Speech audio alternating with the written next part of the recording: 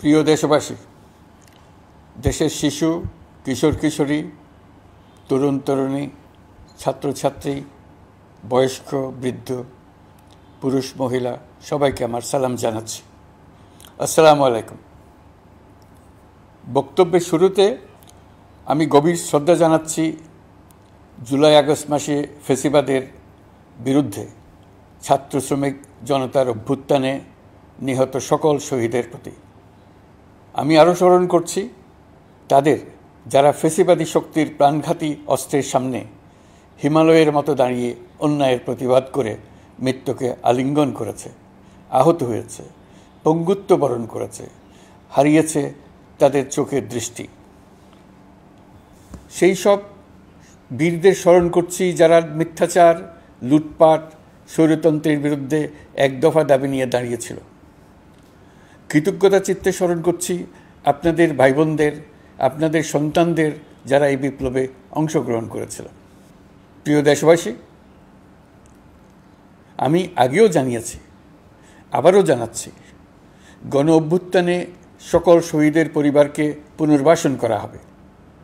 সকল আহত শিক্ষার্থী, শ্রমিক জনতার চিকিৎসার সম্পূর্ণ ব্যয় সরকার বহন করবে। আহতদের দীর্ঘমেয়াদী এবং ব্যয়বহুল চিকিৎসা এবং শহীদদের পরিবারের দেখাশোনার জন্য স্বাস্থ্য মন্ত্রণালয়ের নেতৃত্বে একটি পূর্ণাঙ্গ তালিকা প্রস্তুত করা হয়েছে। এখন এই নতুন তথ্য পাওয়ার ভিত্তিতে এই তালিকা হালনাগাদ করা হতে থাকবে।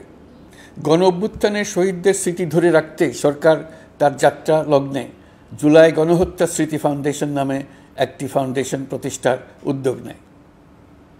এখন সেই ফাউন্ডেশন তৈরি হয়েছে।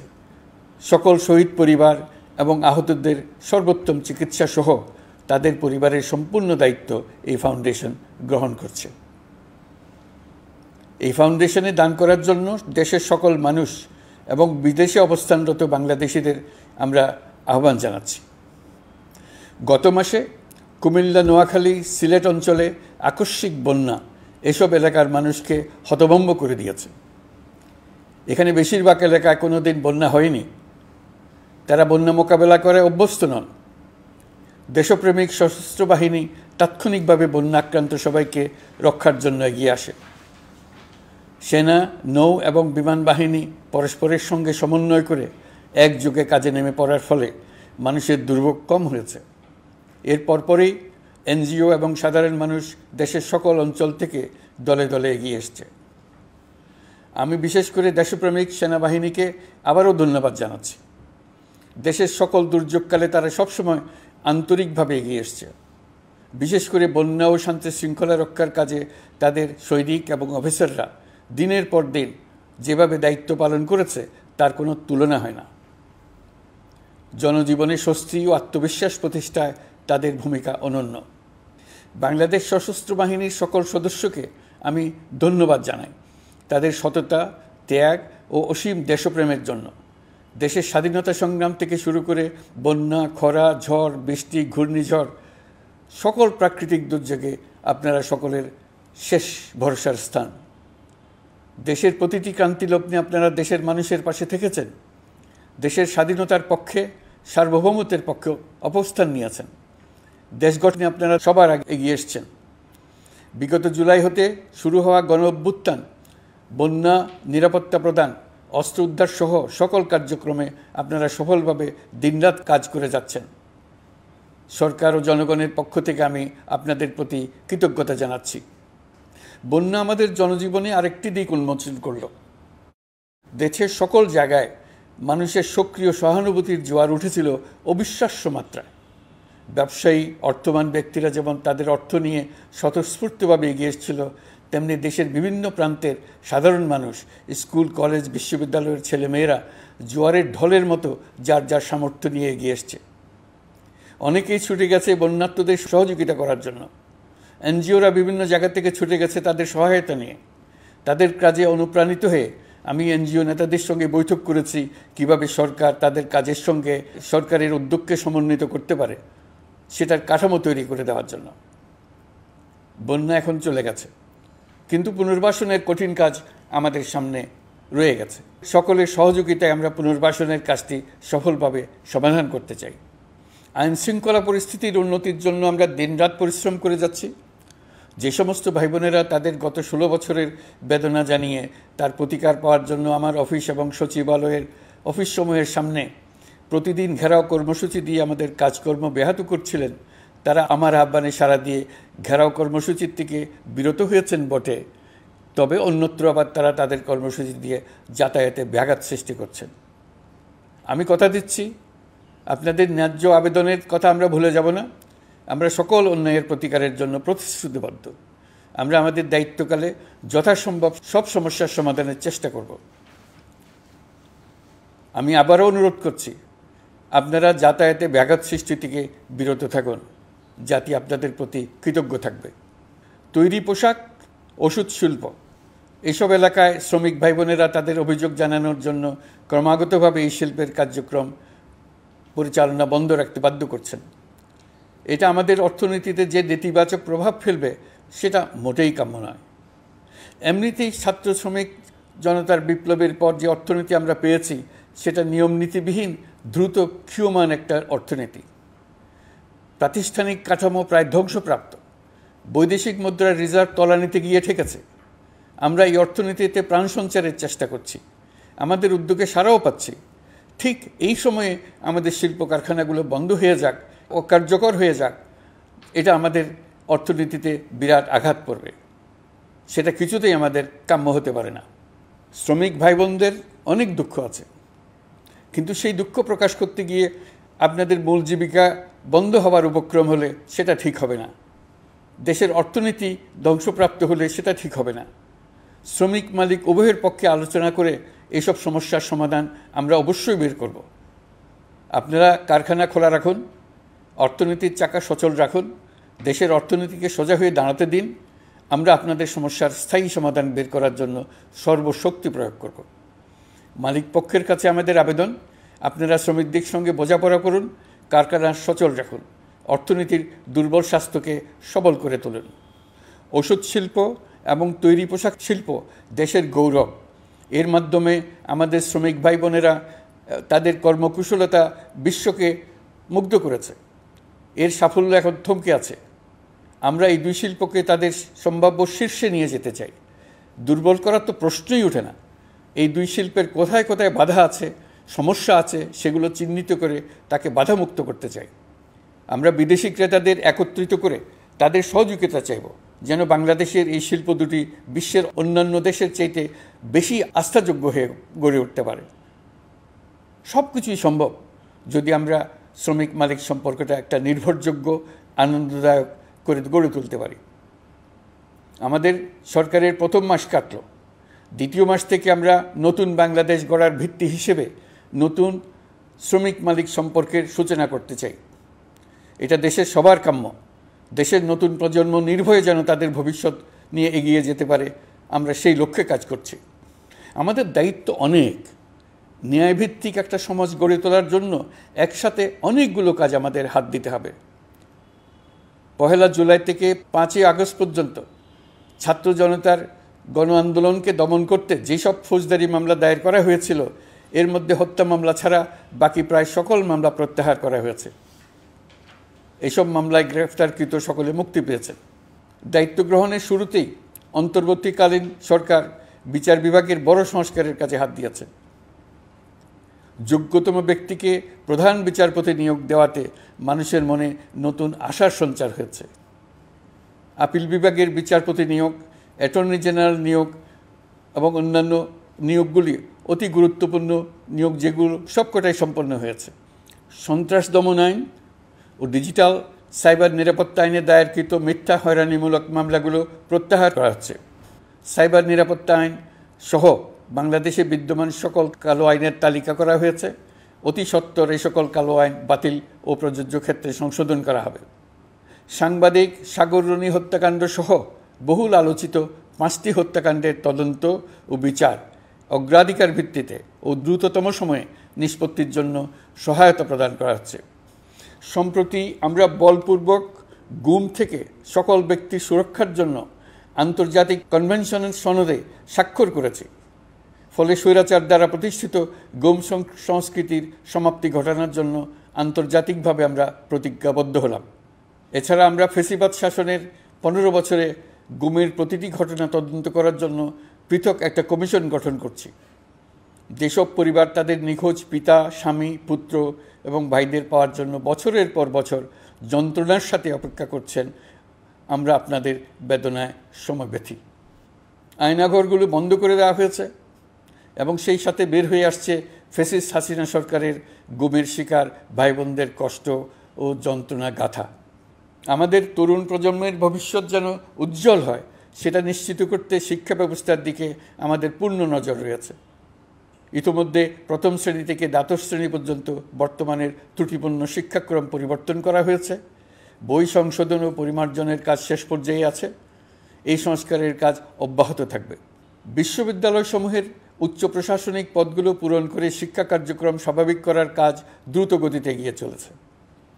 বেসরকারি শিক্ষা প্রতিষ্ঠানগুলোর পরিচালনা বোর্ডে দখলদারিত্বের রাজনীতি বন্ধ করার ব্যবস্থাও নেওয়া হয়েছে। আপনারা নিশ্চয় লক্ষ্য করেছেন, আমাদের প্রথম মাসে দেশের প্রায় সকল বিশ্ববিদ্যালয়ের উপাচার্য এবং উপাচার্য মহোদয়গণ পদত্যাগ করেছেন।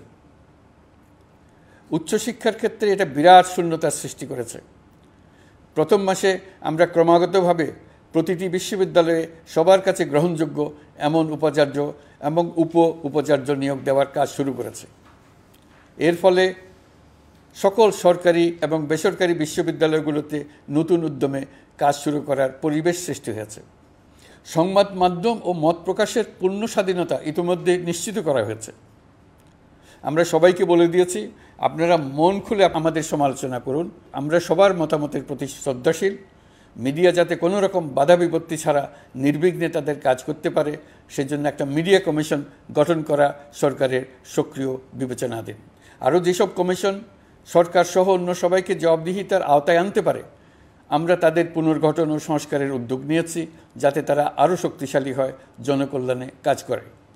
দায়িত্ব গ্রহণের পর বিভিন্ন দেশের সরকার প্রধান টেলিফোনে এবং শুভেচ্ছা বার্তা পাঠিয়ে আমাকে অভিনন্দন জানিয়েছেন।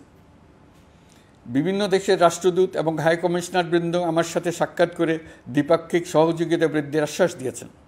আমার অনুরোধে সংযুক্ত আরব আমিরাতের 57 জন বাংলাদেশি যারা ফ্যাসিবাদ বিরোধী বিক্ষোভে অংশগ্রহণ করা বিভিন্ন মেয়াদে কারাদণ্ডে দণ্ডিত হয়েছিলেন, তাদের সাধারণ ক্ষমা ঘোষণা করেছেন সে দেশের সরকার। ইতিমধ্যে তাদের কয়েকজন দেশে ফিরে এসেছেন। এই ক্ষমা প্রদর্শন ছিল অতি বিরল একটি ঘটনা। এই জন্য আমি সংযুক্ত আরব আমিরাতের রাষ্ট্রপতি শেখ মোহাম্মদ বিন জায়েদ আল নাহিয়ানকে ধন্যবাদ ও কৃতজ্ঞতা জানিয়েছি আপনাদের সবার পক্ষ থেকে। যে সমস্ত সরকার প্রধানের সঙ্গে আমার টেলিফোনে যোগাযোগ হয়েছে, তাদের মধ্যে রয়েছেন ভারতের প্রধানমন্ত্রী নরেন্দ্র মোদী, পাকিস্তানের প্রধানমন্ত্রী শাহবাজ শরীফ। আমরা ভারত এবং অন্যান্য প্রতিবেশী রাষ্ট্রসমূহের সঙ্গে সুসম্পর্ক চাই, তবে সেই সম্পর্ক হতে হবে ন্যায্যতা এবং সমতার ভিত্তিতে। ভারতের সাথে আমরা ইতিমধ্যে বন্যা মোকাবেলায় উচ্চ পর্যায়ে দ্বিপাক্ষিক সহযোগিতার আলোচনা শুরু করেছি। দক্ষিণ এশিয়ায় আঞ্চলিক সহযোগিতা বৃদ্ধির লক্ষ্যে আমি সার্ক রাষ্ট্রগোষ্ঠী পুনর্জীবিত করার উদ্যোগ নিয়েছি। আমরা চাই আমাদের দেশ যেন একটি গণতান্ত্রিক দেশ হিসেবে বিশ্বের কাছে সম্মানের সাথে পরিচিত হয়। দেশের পরিকল্পনা যেন দেশের মানুষকেন্দ্রিক হয়, কোনো নেতা বা দলকেন্দ্রিক না হয়। আমরা স্বৈরাচারী হাসিনা সরকারের অহেতুক কোটি কোটি টাকা ব্যয়ের প্রকল্প বাস্তবায়িত হতে দেখেছি, যেগুলো কখনোই দেশের মানুষের জন্য ছিল না, বরং এর সাথে জড়িত ছিল কুৎসিত আমিত্ব এবং বিশাল আকারের চুরি। চলমান এবং প্রস্তাবিত সকল উন্নয়ন প্রকল্পগুলোর যাচাই বাছাই করার কাজ ইতিমধ্যে আমরা শুরু করেছি। প্রকল্প বাস্তবায়নের পর্যায় বিবেচনা করে বাকি কাজে ব্যয়ের সাশ্রয় এমনকি প্রয়োজন মতে তা বাতিল করার কথা বিবেচনা করা হবে। দেশের মানুষকে আর ফাঁকি দেওয়া চলবে না। কর্মসংস্থান তৈরি করবে এমন প্রকল্পগুলোকে আমরা অগ্রাধিকার দেব। লুটপাট ও পাচার হয়ে যাওয়া অর্থ ফিরিয়ে আনার উদ্যোগ আমরা নিয়েছি। আর্থিক খাতে শৃঙ্খলা ফিরিয়ে আনতে একটা ব্যাংকিং কমিশনও গঠন করার উদ্যোগ নেওয়া হয়েছে। বিভিন্ন ব্যাংকের পরিচালনা পরিষদ পুনর্গঠন করা হয়েছে। ব্যাংকিং খাতে এই এক মাসে বিরাট পরিবর্তন এসেছে, আপনারা নিশ্চয়ই সেটা লক্ষ্য করেছেন। আমরা এই খাতে নিয়মনীতি প্রতিষ্ঠা করতে পেরেছি। আরও অনেক কাজ বাকি রয়ে গেছে। প্রথম মাসের কাজ হিসেবে শুধু প্রধান কাজগুলো করেছে, তার সঙ্গে রয়েছে আরও অনেক পরবর্তী কাজ। ফ্যাসিবাদী সরকার লুটপাট করার জন্য নতুন করে 60,000 কোটি টাকা ছাপিয়ে বাজারে ছাড়ার কারণে মুদ্রাস্ফীতির শিকার হয়েছে দেশের মানুষ। এই অতুলনীয় মুদ্রাস্ফীতি নিয়ন্ত্রণ অন্তর্বর্তী সরকারের অন্যতম প্রধান লক্ষ্য। মুদ্রাস্ফীতি নিয়ন্ত্রণের লক্ষ্যে পলিসি সুদের হার বৃদ্ধি করে 9% উন্নীত করা হয়েছে। মূল্যস্ফীতি থেকে সাধারণ মানুষকে সুরক্ষা দেওয়ার উদ্দেশ্যে ওএমএস খাদ্যবান্ধব কর্মসূচি সহ সুলভ মূল্যে প্রান্তিক মানুষের কাছে নিত্য প্রয়োজনীয় দ্রব্য সরবরাহ চলমান রাখা হয়েছে। মূল্যস্ফীতি মোকাবেলায় চলতি অর্থবছরে চাল ও গম আমদানির জন্য 5,800 কোটি টাকা, আভ্যন্তরীণ সংগ্রহের জন্য 8,900 কোটি টাকা এবং খাদ্য ভর্তুকির 3টি প্রোগ্রামের জন্য 7,360 কোটি টাকা বরাদ্দ রাখা হয়েছে। বিভিন্ন স্টেক হোল্ডারের সাথে সভা করে মূল্যস্ফীতি নিয়ন্ত্রণের করণীয়সমূহ চিহ্নিত করা হয়েছে। পরিচালন ও উন্নয়ন ব্যয় যৌক্তিক পরিমাণে হ্রাস করার জন্য কার্যক্রম গ্রহণ করা হয়েছে। কৃষিপণ্য উৎপাদনের জন্য সার আমদানির ক্ষেত্রে প্রয়োজনীয় বৈদেশিক মুদ্রার সরবরাহ নিশ্চিত করার পদক্ষেপ নেওয়া হয়েছে। প্রকৃত চাষিগণ যাতে কৃষি ঋণ পেয়ে থাকেন তা নিশ্চিত করার উদ্যোগ নেওয়ার পাশাপাশি কৃষি ঋণের পরিমাণ বৃদ্ধি করা হয়েছে। মার্কিন ডলারের বিপরীতে টাকার বিনিময় হার স্থিতিশীল রাখার লক্ষ্যে বৈদেশিক মুদ্রার বিনিময় হারকে বাজারভিত্তিক করা হয়েছে। কালো টাকা সাদা করার অনৈতিক অনুমতি বাতিল করা হয়েছে। বৈদেশিক মুদ্রার রিজার্ভ বৃদ্ধি করতে বিভিন্ন উন্নয়ন সহযোগীদের কাছ থেকে বাজেট সাপোর্ট চাওয়া হয়েছে। আন্তর্জাতিক মুদ্রা তহবিল থেকে অতিরিক্ত $3 বিলিয়ন মার্কিন ডলার, বিশ্বব্যাংক থেকে অতিরিক্ত $1 বিলিয়ন, জাইকা থেকে অতিরিক্ত $1 বিলিয়ন মার্কিন ডলার প্রদানের অনুরোধ করা হয়েছে। রূপপুর পারমাণবিক বিদ্যুৎ কেন্দ্র নির্মাণ প্রকল্পের অগ্রিম অর্থ পরিশোধ এবং বকেয়া পাওনা নিয়ে রাশিয়ান ফেডারেশনের সাথে অর্থ মন্ত্রণালয়ের আলোচনা চলছে। পাইপলাইনে থাকা $48 বিলিয়ন মার্কিন ডলার বৈদেশিক সহায়তা ব্যবহারের উদ্যোগ নেওয়া হয়েছে। মেগা প্রকল্পের নামে লুটপাট বন্ধের পাশাপাশি স্বাস্থ্য ও শিক্ষা খাতে বরাদ্দ বৃদ্ধির পরিকল্পনা গ্রহণ করা হয়েছে। বৈদেশিক মুদ্রার রিজার্ভের উপর চাপ কমানোর লক্ষ্যে রাশিয়া এবং চীন থেকে প্রাপ্ত ঋণের সুদের হার কমানো এবং ঋণের মেয়াদ বৃদ্ধির জন্য অনুরোধ জানানো হয়েছে। সকল উন্নয়ন সহযোগীদের সাথে সম্পর্ক আরও নিবিড় করার উদ্যোগ নেওয়া হয়েছে। সকল অর্থনৈতিক সূচক এবং পরিসংখ্যানের প্রকৃত মান বা সংখ্যা প্রকাশের জন্য নির্দেশনা প্রদান করা হয়েছে। জিডিপি, মূল্যস্ফীতি ইত্যাদি সঠিক উপাত্ত সংগ্রহ, প্রাক্কলন ও প্রকাশের জন্য নির্দেশনা দেওয়া হয়েছে। জাতীয় রাজস্ব বোর্ড এবং অর্থ বিভাগের রাজস্ব আয় সম্পর্কিত উপাত্তের মধ্যে পার্থক্য নিরসনে উদ্যোগ নেওয়া হয়েছে। প্রকৃত রপ্তানি আয় নিরূপণ এবং প্রকাশের নির্দেশনা দেওয়া হয়েছে। জাতীয় রাজস্ব বোর্ডের অটোমাইজেশনের লক্ষ্যে পরিকল্পনা গ্রহণ করা হয়েছে। পুঁজিবাজারকে স্বাভাবিক ধারায় ফিরিয়ে আনতে সিকিউরিটি এক্সচেঞ্জ কমিশন পুনর্গঠন করা হয়েছে। নিত্য প্রয়োজনীয় পণ্য সামগ্রীর সরবরাহ স্বাভাবিক রাখার নিমিত্তে ব্যবসায়ী, শিল্প মালিক ও ব্যবসায়ী সংগঠনের সাথে সভা করা হচ্ছে এবং তাদের মতামতের ভিত্তিতে বিভিন্ন ব্যবস্থা গ্রহণ করা হচ্ছে।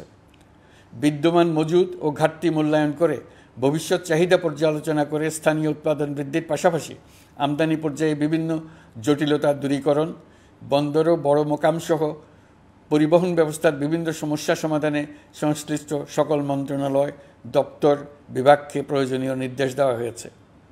এই জন্য তেল, চিনি, ডিম ও মাংস উৎপাদনকারী বৃহৎ প্রতিষ্ঠানসমূহের সাথে সভা ও মতবিনিময় করা হচ্ছে। নিত্য প্রয়োজনীয় কিছু দ্রব্যাদি যেমন পেঁয়াজ, আলু এসবের দাম আরও কমানোর জন্য বিদ্যমান শুল্ক হার হ্রাসের বিষয়ে এনবিআরকে প্রয়োজনীয় নির্দেশনা দেওয়া হয়েছে। ইতোমধ্যে এনবিআর পেঁয়াজ, আলু ও কতিপয় কীটনাশকের ক্ষেত্রে আমদানি শুল্ক হ্রাস এবং ক্ষেত্র বিশেষে রেগুলেটরি শুল্ক প্রত্যাহার করে এসআরও জারি করেছে।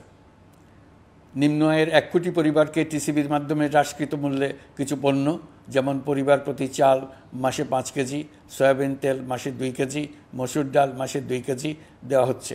এটি সামনের দিনগুলোতে অব্যাহত রাখা হবে।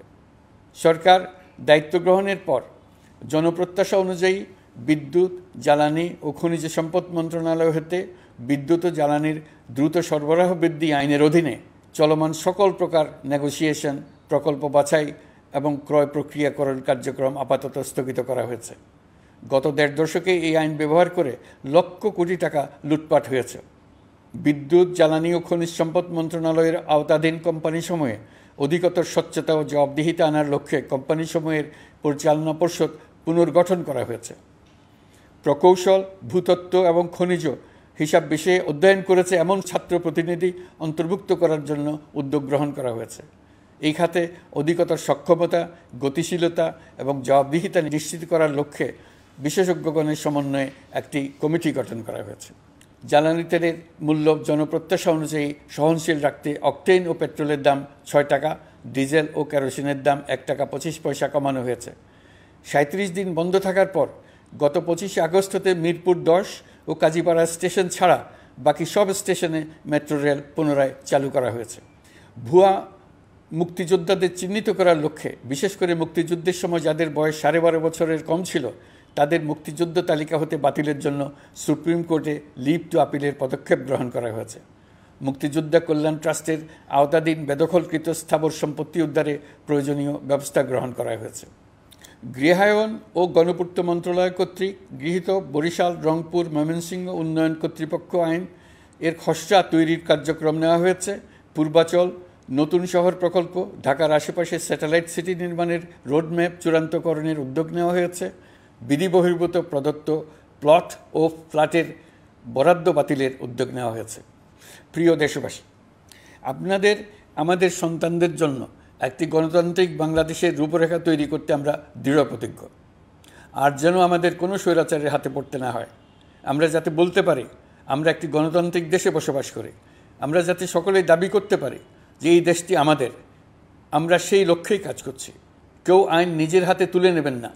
আইন নিজের হাতে তুলে নিয়ে কেউ সমাজে বিশৃঙ্খল পরিবেশ সৃষ্টি করলে আমরা তাকে অবশ্যই শাস্তির আওতায় নিয়ে আসব। আমরা একটি সাম্প্রদায়িক সম্প্রীতির দেশ। ধর্মীয় সম্প্রীতি বিনষ্ট হয় এমন কোনো কাজ কেউ কোনোভাবেই করবেন না।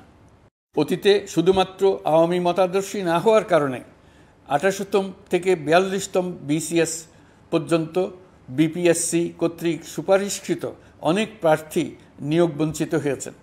8ই আগস্ট পরবর্তী সময়ে এর মধ্যে এদের 259 জনকে নিয়োগ দেওয়া হয়েছে। মাঠ প্রশাসনকে জনবান্ধব এবং দুর্নীতিমুক্ত জবাবদিহিমূলকভাবে গড়ে তোলার জন্য সব ধরনের উদ্যোগ নেওয়া হয়েছে। সরকারি কর্মচারীদের বাধ্যতামূলকভাবে সম্পদ বিবরণী দাখিলের নির্দেশ দেওয়া হয়েছে এবং এটা প্রতি বছর তাদেরকে করতে হবে। ধ্বংস হয়ে পড়া একটা জনপ্রশাসনকে নিয়ে যাত্রা শুরু করেছি। মন্ত্রণালয়গুলোর উচ্চতম পদে যারা নিয়োজিত ছিলেন তারা অনেকে দায়িত্ব ছেড়ে চলে গেছেন কিংবা পদে থাকলেও সহকর্মীদের চাপের মুখে কাজ করতে পারছিলেন না, বাধ্য হয়ে পদত্যাগ করেছেন।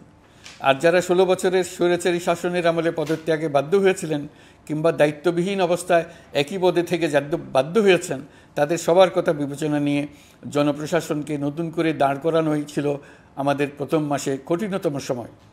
আবার সকল সমস্যার সমাধান করে একটি নতুন জনপ্রশাসন কাঠামো দাঁড় করাতে পেরেছি, এটাই আমাদের প্রথম মাসের সবচাইতে বড় অর্জন। আমার বিশ্বাস এই জনপ্রশাসন জনগণের ইচ্ছা পূরণে সর্বোচ্চ অবদান রাখতে পারবে।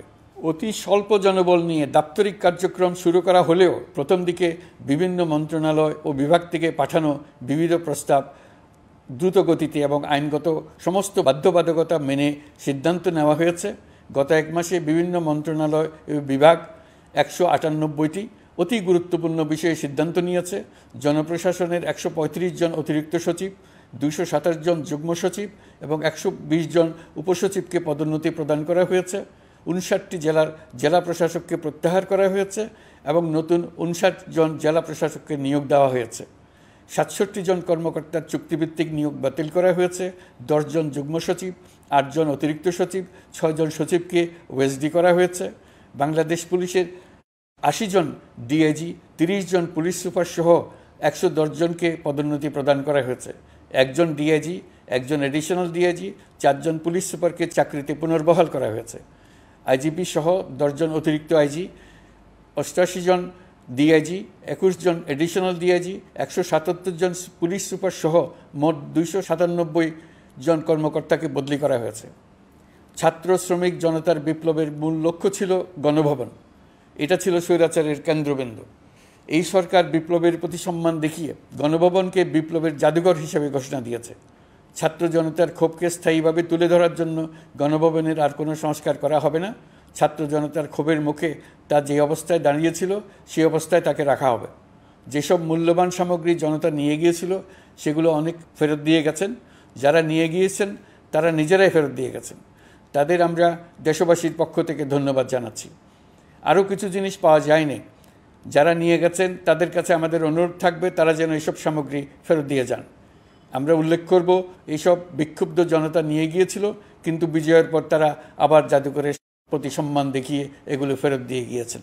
আমরা নতুন বাংলাদেশকে একটা পরিবেশ বান্ধব এবং জীববৈচিত্র্যময় দেশ হিসেবে গড়ে তোলার উদ্যোগ নিয়েছি। এটি তরুণদের আকাঙ্ক্ষা, আমাদের সবারই আকাঙ্ক্ষা। সেই লক্ষ্যে আমি প্রথমেই একটি ক্ষুদ্র পদক্ষেপ নিয়েছি। আমার বাসভবন এবং সমগ্র সচিবালয়ে প্লাস্টিকের পানির বোতল ব্যবহার নিষিদ্ধ করেছে। ইতিমধ্যে সুপার শপগুলোতে পলিথিনের শপিং ব্যাগ ব্যবহার বন্ধ করার উদ্যোগ নেওয়া হয়েছে। গত কয়েক দশকে যে পরিমাণ নদী দূষণ হয়েছে, আমরা তা বন্ধ করার উদ্যোগ নিয়েছি। আমরা সংস্কার চাই। আমাদের একান্ত অনুরোধ, আমাদের উপর যে সংস্কারের গুরু দায়িত্ব দিয়েছেন, সেই দায়িত্ব দিয়ে আপনারা দর্শকের গ্যালারিতে চলে যাবেন না। আপনারা আমাদের সঙ্গে থাকুন, আমরা একসঙ্গে সংস্কার করব। এটা আমাদের সবার দায়িত্ব। আপনারা নিজ নিজ জগতে সংস্কার আনুন। একটা জাতির সংস্কার শুধু সরকারের সংস্কার হলে হয় না। আপনি ব্যবসায়ী হলে আপনার ব্যবসায়ী সংস্কার আনুন। ব্যবসায়ী গোষ্ঠীরা তাদের নিজ নিজ সমিতির মাধ্যমে সংস্কার আনুন। সমিতিতে সংস্কার আনুন। নতুন করে সমিতি গঠনতন্ত্র সংশোধন করুন। আপনি শ্রমিক হলে আপনার ক্ষেত্রে আপনি সংস্কার করুন। আপনি রাজনৈতিক নেতাকর্মী হলে আপনার ক্ষেত্রে সংস্কার করুন। আপনি প্রতিষ্ঠান প্রধান হলে আপনার প্রতিষ্ঠানে সংস্কার আনুন। আমি এটাকে সুযোগ হিসেবে গ্রহণ করার জন্য সবাইকে আহ্বান জানাচ্ছি। এই সংস্কারের মাধ্যমে আমরা জাতি হিসেবে নতুনভাবে যাত্রা শুরু করতে চাই। আমাদের এই যাত্রা আমাদেরকে পৃথিবীর একটা সম্মানিত জাতি হিসেবে প্রতিষ্ঠিত করুক, এটাই আমাদের সবার কাম্য, এটাই আমাদের সবার লক্ষ্য। গত এক মাসে আমি বেশ কিছু রাজনৈতিক দলের সঙ্গে পৃথকভাবে বসছি, তাদের সঙ্গে মতামত বিনিময় করেছি। তারা আমাদের উৎসাহিত করেছেন, ছাত্র শ্রমিক জনতার বিপ্লবের লক্ষ্যের প্রতি সমর্থন জানিয়েছেন, সংস্কারের কাজে পূর্ণ সহযোগিতার দেওয়ার আশ্বাস দিয়েছেন। আমি দেশের বিশিষ্ট সম্পাদক বৃন্দের সঙ্গে মত বিনিময় করেছি, তারাও সংস্কারের কাজে পূর্ণ সহযোগিতা দেওয়ার আশ্বাস দিয়েছেন। তারা বিভিন্ন বিষয়ে মূল্যবান পরামর্শ দিয়েছেন। সবার পরামর্শ নিয়ে এখন আমাদের অগ্রসর হওয়ার পালা। আমি বিশিষ্ট ব্যবসায়ীদের সঙ্গে বৈঠক করেছি, তাদের কাছে আমাদের সরকারের লক্ষ্যগুলো ব্যাখ্যা করেছি, তারাও আমাদের লক্ষ্যের সঙ্গে একমত প্রকাশ করেছেন। আপনারা জানেন, ছাত্র শ্রমিক জনতার ঐতিহাসিক জুলাই গণ অভ্যুত্থানের মুখে এবং হাজারো মানুষের আত্মদানের বিনিময়ে বাংলাদেশে ফ্যাসিস্ট সরকারের পতন হয়েছে। এই গণ অভ্যুত্থানের বার্তা ও আকাঙ্ক্ষা বাস্তবায়নের জন্য একটি অভূতপূর্ব সময় ও সুযোগ আমরা এর মধ্য দিয়ে অর্জন করেছি। এর বাস্তবায়ন তথা বাংলাদেশের ফ্যাসিজম বা স্বৈরতান্ত্রিক শাসন পুনরাবৃত্তির আশঙ্কা রোধ এবং জনমালিকানা ভিত্তিক কল্যাণমুখী জনস্বার্থে নিবেদিত একটি রাষ্ট্র ব্যবস্থা প্রবর্তনের লক্ষ্যে কিছু জাতীয় ভিত্তিক সংস্কার সম্পন্ন করা জরুরি হয়ে পড়েছে। উক্ত সংস্কার ভাবনার অন্যতম কেন্দ্রবিন্দু হচ্ছে সুষ্ঠু নির্বাচন ব্যবস্থা, সুশাসন প্রতিষ্ঠা করা। আমরা যেহেতু জনগণের ভোটাধিকার ও জনগণের মালিকানায় বিশ্বাস করি, সেহেতু নির্বাচন ব্যবস্থার উন্নয়নে আমাদের সংস্কার ভাবনায় গুরুত্ব পেয়েছে অধিক। আমরা মনে করি নির্বাচনের নামে সংখ্যাগরিষ্ঠতার একাধিপত্য ও দুঃশাসন মানুষের উপর চাপিয়ে দেওয়া বা এর মাধ্যমে এক ব্যক্তি বা এক পরিবার বা কোনো গোষ্ঠীর কাছে সকল ক্ষমতা কক্ষীগত করে রাখার কোনো ক্রমেই গ্রহণযোগ্য নয়। এসব আশঙ্কা রোধ করার জন্য নির্বাচনের সাথে সম্পর্কিত নির্বাচন কমিশন সহ অন্যান্য প্রতিষ্ঠানগুলোর সংস্কারের কথা আমরা ভাবছি। নির্বাচন ব্যবস্থার সাথে সম্পর্কিত প্রতিষ্ঠান হিসেবে পুলিশ প্রশাসন, জনপ্রশাসন, বিচার প্রশাসন, দুর্নীতি দমন কমিশন এই 4টি প্রতিষ্ঠানের সংস্কার করা সুষ্ঠু ও অবাধ নির্বাচনের জন্য অপরিহার্য। এসব প্রতিষ্ঠানের সংস্কার জনমালিকানা ভিত্তিক, জবাবদিহিমূলক এবং কল্যাণমূলক রাষ্ট্র ব্যবস্থা প্রতিষ্ঠায় অবদান রাখবে বলে আমি বিশ্বাস করি। এর পাশাপাশি সমাজের সকল স্তরের মানুষের প্রতিনিধিত্ব ও স্বার্থ নিশ্চিত করার জন্য এবং জুলাই গণ অভ্যুত্থানের বার্তাকে প্রতিফলিত করার জন্য সাংবিধানিক সংস্কারের প্রয়োজন আমরা অনুভব করছি। এসব বিষয়ে সংস্কার করার প্রাথমিক পদক্ষেপ হিসেবে আমরা প্রাথমিকভাবে 6টি কমিশন গঠন করার সিদ্ধান্ত নিয়েছি। এসব কমিশনের কাজ পরিচালনার জন্য বিষয়ভিত্তিক অভিজ্ঞতা বিবেচনা করে 6 জন বিশিষ্ট নাগরিকের নেতৃত্বে এই কমিশনগুলো পরিচালনা করার দায়িত্ব দিয়েছি। এরপর আরও বিভিন্ন বিষয়ে কমিশন গঠন করার প্রক্রিয়া আমরা অব্যাহত রাখব। নির্বাচন ব্যবস্থা সংস্কার কমিশনের প্রধান হিসেবে দায়িত্ব পালন করবেন ডক্টর বদিউল আলম মজুমদার। পুলিশ প্রশাসন সংস্কার কমিশনের প্রধান হিসেবে কাজ করবেন জনাব সরফরাজ চৌধুরী। বিচার বিভাগ সংস্কার কমিশনের প্রধান হিসেবে দায়িত্ব পালন করবেন বিচারপতি শাহ আবু নাঈম মমিনুর রহমান। দুর্নীতি দমন সংস্কার কমিশনের প্রধান হিসেবে দায়িত্ব পালন করবেন ডক্টর ইফতেখারুজ্জামান। জনপ্রশাসন সংস্কার কমিশনের প্রধান হিসেবে দায়িত্ব পালন করবেন জনাব আব্দুল মুহিত চৌধুরী। সংবিধান সংস্কার কমিশনের প্রধান হিসেবে দায়িত্ব পালন করবেন ডক্টর শাহদিন মালিক। এসব কমিশনের অন্য সদস্যদের নাম কমিশন প্রধানদের সাথে আলোচনা করে ঠিক করা হবে। কমিশনগুলোর আলোচনা ও পরামর্শ সভায় উপদেষ্টা পরিষদের সদস্য, ছাত্র, শ্রমিক জনতা আন্দোলনের প্রতিনিধি, নাগরিক সমাজ ও রাজনৈতিক দলের প্রতিনিধিরা উপস্থিত থাকবেন।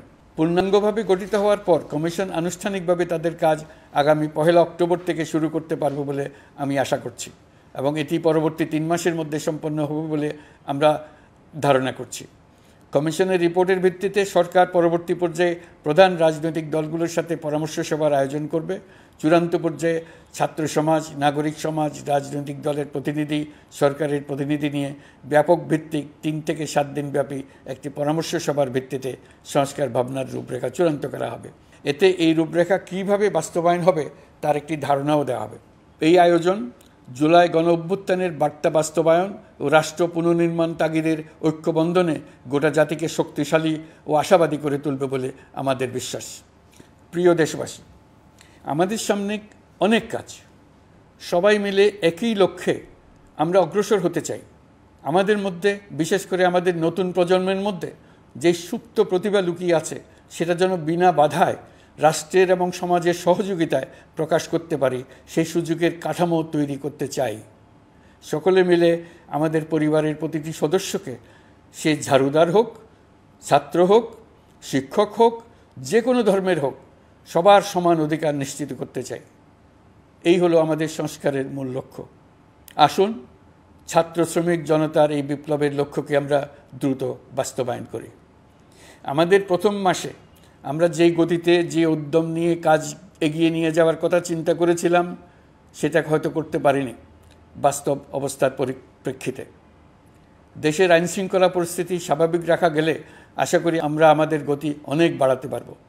এজন্য দেশের সকল মানুষের কাছে, শিক্ষক, ছাত্রছাত্রী, কৃষক, শ্রমিক, পেশাজীবী, বড় ব্যবসায়ী, ক্ষুদ্র ব্যবসায়ী, দিনমজুর, গৃহিণী, সকলের সহযোগিতা চেয়েছি।